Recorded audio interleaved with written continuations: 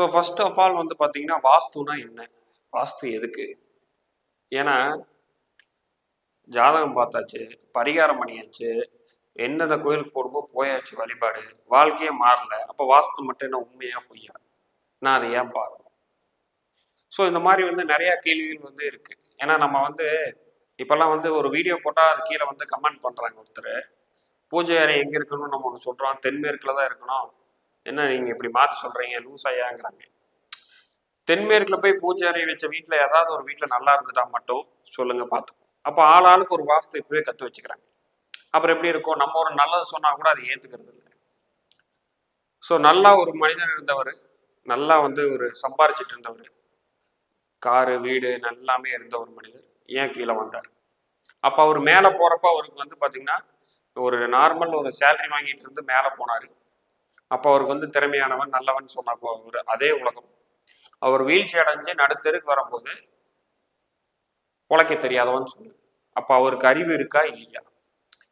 So அப்போ இதுக்கும் வாஸ்துக்கு என்ன சம்பந்தம்? அதுதான் இந்த வீடியோவில் பார்க்க போகிறோம். நான் உங்கள் அசோக் கந்தசாமி. ஸோ இந்த வீடியோவில் வந்து பார்த்தீங்கன்னா ஒரு வாஸ்து சம்மந்தப்பட்டதை தவறுனால ஒரு குடும்பத்தில் என்ன ஆச்சுங்கிறத பார்க்க.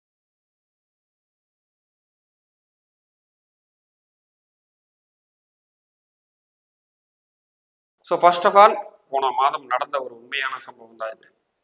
என்னோட வாடிக்கையாளர் நம்ம இந்த மாதிரி வாஸ்துக்காக நம்மளை அப்பாயின்மெண்ட் புக் பண்ணுறாங்க, நம்ம வந்து போகிறோம். சென்னை சார்ந்த ஒரு ஃபேமிலி. ஸோ இவருடைய வாழ்க்கை வரலாறு முதல்ல நான் சொல்லிடுறேன். அதுக்கப்புறம் வந்து பார்த்தீங்கன்னா என்ன தவறாக இருக்குன்னு ஒரு சிலர் நீங்களே கணிங்க. ஸோ இவர் வந்து நல்லா வந்து பார்த்தீங்கன்னா ஒரு கிராஜுவேட், ஒரு டிகிரி முடிக்கிறாரு. ரெண்டாவது வந்து ஒரு நல்ல ஜாபுக்கு போகிறாரு. ஸோ அந்த ஜாப்லேருந்து திரும்ப வந்து பார்த்தீங்கன்னா ஒரு அடுத்த கட்டத்துக்கு ப்ரொமோஷன் ஆகி சம்பாரிச்சுட்டு இருக்கார். மாதம் ஒரு 2 லட்சம் சம்பாதிக்கக்கூடிய ஒரு மனிதர். இவருக்கு கீழே ஒரு எப்படி ஒரு 700 எம்ப்ளாயிஸ் இருக்கிற அளவுக்கு இருக்குது, ஒரு HR லெவலான ஒரு பொசிஷன். ஸோ இவர் சேவிங்ஸ் பண்ணி வச்சதில் ஒரு பிஸ்னஸ் பண்ணலான்னு இருக்கார். ஸோ அப்போ அந்த பிஸ்னஸ் ஸ்டார்ட் பண்ணுறாரு. அந்த பிஸ்னஸும் வந்து பார்த்தீங்கன்னா ரொம்ப அழகாக நல்லா போகுது. ஸோ அவருடைய சொந்த ஊரான கோயம்புத்தூரே வரலாம், பிஸ்னஸ் அங்கே கொண்டு போகலான்னு சொல்லிட்டு சென்னையில் அவர் ஒர்க்குக்காக இருந்தவர் வந்து பார்த்தீங்கன்னா கோயம்புத்தூரே வரலான்னு சொல்லிட்டு கோயம்புத்தூரில் வந்து ஒரு கொஞ்ச நாள் தங்கி இருக்காரு. அதுக்கப்புறம் சொந்த வீடு கட்டலான்னு இடம் வாங்கி கட்டுறாரு. அந்த இடம் வாங்கினதுலேருந்தே அவருக்கு ஒரு சரிவு. சார் நீங்கள் சொல்கிறீங்க வந்து சூரிய ஒளி வரணும், தவறாக வாஸ்து அமைப்பு இருக்குது, நான் இடம் வாங்கினதுலேருந்தே எனக்கு பிரச்சனை தானே அப்படிங்கிறார். அது என்னங்கிறத நான் கடைசியில் வரேன். ஸோ அப்போது திரும்ப வந்து பார்த்தீங்கன்னா இவர் இங்கே வந்து வீடு கட்டுறாரு. கொஞ்சம் ஒரு சில வருது, நார்மலாக பிஸ்னஸில் வருதுன்னு நினைக்கிறாரு. கிட்டத்தட்ட சுமார் வந்து ஒரு 7 to 11 கோடி ரூபா கிட்ட சம்பாரிச்சு வச்சிருந்தது எல்லாமே லேண்டுக்கு, ரெண்டாவது மந்த்லி இயர்லி எக்ஸ்பென்ஸு இதெல்லாம் போடுறாரு. வீடு வந்து கட்டிகிட்டே இருக்காரு.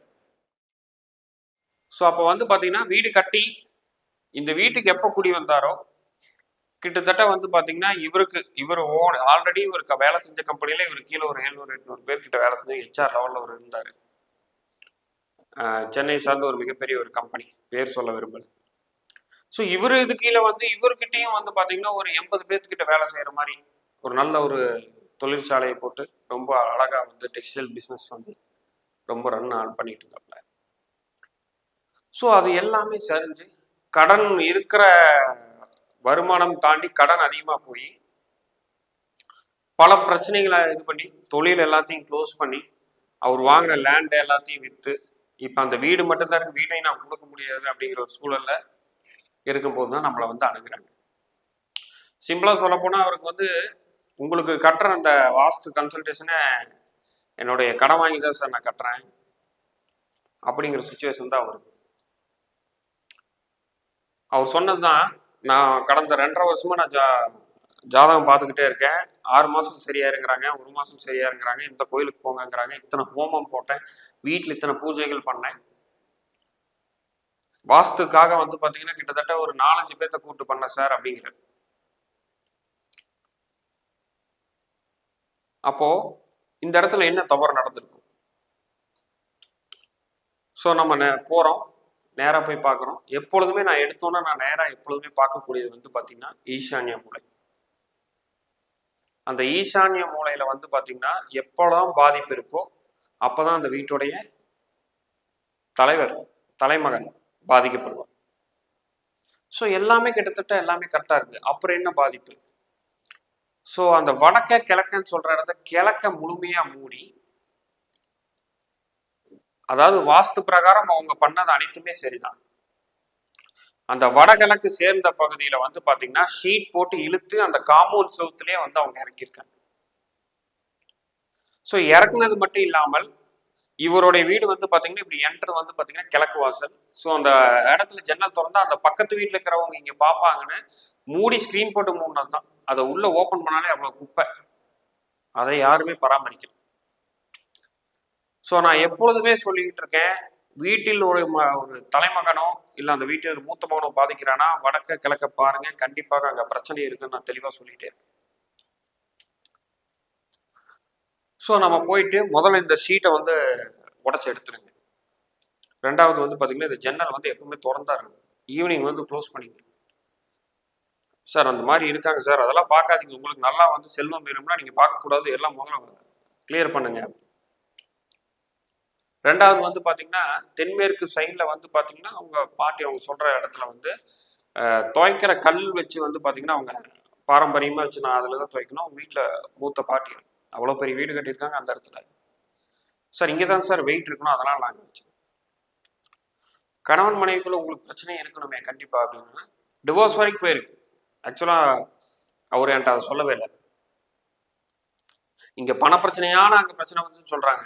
நீங்கள் இங்கே சரி செஞ்சீங்கன்னா அவங்க உங்களுக்கு கூட சப்போர்ட்டாக நிற்பாங்கன்னு நம்ம சொல்கிறோம். முதல்ல இந்த கல்லை உடச்சிடுறீங்கன்னு சொல்கிறோம். சின்ன சின்ன விஷயம் தாங்க. இதெல்லாம் வாஸ்துல யார் பார்க்குறப்ப யாராவது சொல்லுவாங்களா? சொல்ல மாட்டாங்க. இப்போ கரெக்டாக இருக்குன்னு போயிடுவாங்க. நம்ம அதுக்கப்புறம் நம்ம பண்ணுற தவறான ஒரு முறை தான் இந்த அளவுக்கு கொண்டு வந்து. அப்போ ஒரு வாஸ்து அப்படிங்கிறது வந்து சாதாரணமாக நீங்கள் நினைக்கக்கூடாது. முதல்ல உங்களுக்கு வந்து ஒரு நல்ல இடத்துக்கு போகணும், நல்ல ஒரு பரிகார ஸ்தலத்துக்கு போகணும் அப்படின்னாலே அதுக்கு வாஸ்து முதல்ல அப்ரூவல் கொடுக்கும். இப்போ வந்து யாராவது எது சொன்னாலும் வந்து பார்த்தீங்கன்னா சார் அது பிரகாரம் தான் சார் இருக்குது, ஃபோன் எடுத்தோடனே சொல்கிறாங்க சார் எனக்கு இதெல்லாம் இது இருக்குது இதெல்லாம் இருக்குது ஏன் அப்படின்னு நம்ம ஃபோன்லேயே கேட்டு எப்படி நம்ம சொல்ல முடியும்? சார் எனக்கு எந்த திசை சார், நான் வந்து மகர ராசி, எனக்கு எந்த திசையில் வீடு இருந்தால் எனக்கு நல்லா அமையுங்கிறாங்க. உங்களுடைய ஜாதகத்தில் எந்த கிரகம் நல்லா இருக்கு, அந்த கிரகத்துக்கு ஏற்ற திசையில இருக்கிறது தான் நல்லா இருக்கும். வெறுமனே ராசியை வச்சு சொல்லணும்னா இப்போ இந்த ராசிக்கு இந்த திசைனா எல்லாம் நெட்லேயே வந்திருக்குமே, எல்லாருமே பார்த்துப்பீங்க. ஸோ அதனால நான் என்ன சொல்றேன்னா வாஸ்து பார்த்து நீங்கள் கட்டியிருக்கலாம், பரிகாரம் பல இது பண்ணியிருக்கலாம், ஜாதகம் பார்த்துருக்கலாம். சின்ன சின்ன மிஸ்டேக் பெரிய இடத்துல கொண்டு வந்து விட்டுருக்கும். இப்போ அவர் மாற்றி நம்ம சொன்னோம், போன மாதம் நம்ம பார்த்தோம், அவர்கிட்ட வந்து நம்ம தெளிவாக சொல்லியிருந்தோம் என்னன்னா இதை உடைச்சிட்டு நீங்கள் வந்து பாருங்க, அதுக்கப்புறம் எல்லாமே சிறப்பாக நடக்கும் அப்படிங்கிறது. வித்தின் ஒரு 12 நாள் அவருக்கு வந்து ஒரு மாற்றங்கள் ரிசல்ட் எல்லாமே தெரிஞ்சு. ஸோ அப்போ ஒரு மனிதர் வந்து பார்த்தீங்கன்னா ஒரு இடத்துல இருந்து ஒரு இடத்துக்கு போறாரு, சம்பாதிக்கிறாரு. இப்போ இது முன்னாடியே அவர் செஞ்சிருந்தாருன்னா கோயம்புத்தூர்ல வாங்கி போட்ட இடத்த அவர் வித்திருக்க வேண்டியதே இல்லை. அப்போ ஒருவருடைய வாழ்க்கையில அடுத்த கட்டத்துக்கு மேல போறதும் கீழே வருவதும் வாஸ்துக்கு முக்கிய பங்கு இருக்குங்கிறத இந்த வாயிலாக நான் தெரிவிச்சுக்கிறேன். எப்பொழுதும் வடகிழக்கு வடமேற்குல எந்த ஒரு தவறும் பெருசா பண்ணாதீங்க. அப்படி செய்யும் பட்சத்தில் கண்டிப்பாக பெரும் நீங்க ரிசல்ட் அதுக்கான தண்டனையும் நம்ம அனுபவிக்கிற மாதிரி இருக்கு. ஸோ அதனால எல்லா இடத்துலையும் வாஸ்து பிரகாரம் சரியா இருந்தால்தான் ஒரு குடும்பத்துல கண்டிப்பாக சந்தோஷம் இருக்கும். மனைவி பாதிக்கிறாங்களா, தென்மேற்கு, அவ்வளவுதான். தென்மேற்கு தென்கிழக்கு இது ரெண்டுத்துல கண்டிப்பா பாதிப்பு. கணவன் பாதிக்கிறாங்களா, வடகிழக்கு வடமேற்கு.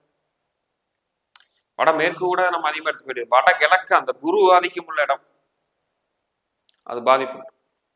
ஸோ இதுதான் வந்து பார்த்தீங்கன்னா ஒரு சின்னதாக பகிர்ந்துக்கணும்னு நினைக்கிறேன். மீண்டும் இன்னொரு அற்புதமான வீடியோ சந்திப்போம். நன்றி, வணக்கம்.